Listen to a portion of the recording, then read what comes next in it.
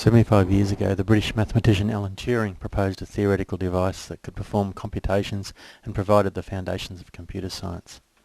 This is a Minecraft implementation of a Turing machine. Here it is running Turing's first example program, simply writing a sequence of symbols to the tape. I have 3 block pairs for each symbol. For this program, all the glass down represents a blank, just the middle block down represents a 0, and the outside blocks down represent a 1. The program writes the sequence blank, 0, blank, 1 and repeats.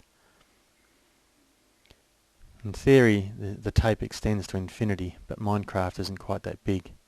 So I've looped the tape around and joined it behind the machine. Each tape position can hold one of 8 different symbols, including the blank. The magenta section is the read-write head. It pops the bottom blocks out for reading, and then it writes to the tape by changing blocks around with pistons. The orange section's the machine state. There are 4 latches allowing up to 16 possible states. I usually reserve 0 as the halt state. And this blue section is the action table, which is the program that defines the state transitions and the resulting actions on the tape. This Turing machine has enough capacity to implement a universal Turing machine, but for a more practical demonstration I've coded a program that looks for palindromes. I've encoded a sequence of symbols G, A, A, T, T, C representing DNA nucleotides. The program's looking for reverse complement pairs at each end of the sequence. When it finds a match, it deletes the pair. If the sequence is palindromic, it will halt with the entire sequence erased.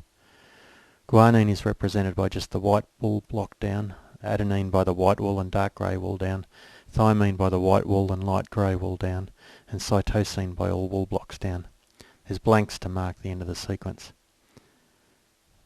I've just erased the guanine and now we're searching to the other end of the sequence looking for the matching cytosine.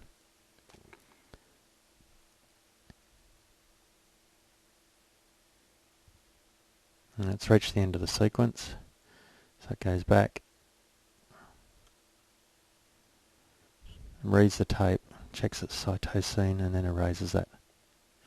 Now it'll go back to the beginning of the sequence to look for the next pair of matches.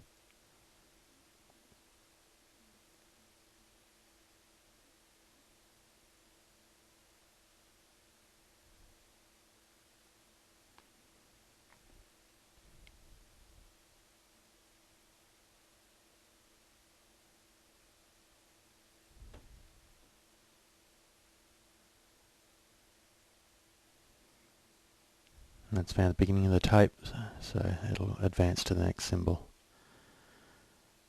Next symbol, adenine.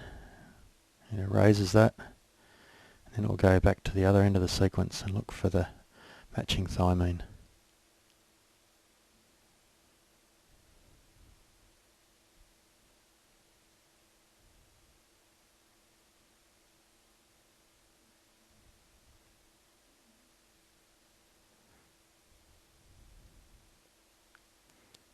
The end of the sequence again.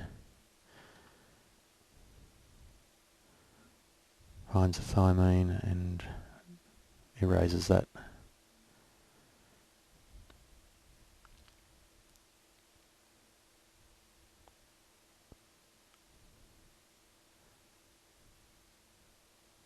Goes back to the beginning of the sequence.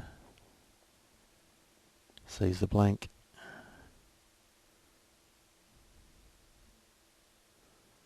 Finds the adenine and erases this and advances to the end of the sequence.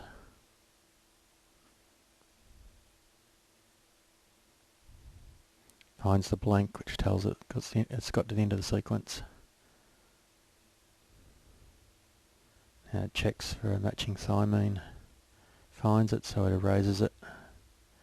Goes back to the beginning of the sequence again. The sequence is empty now, of course.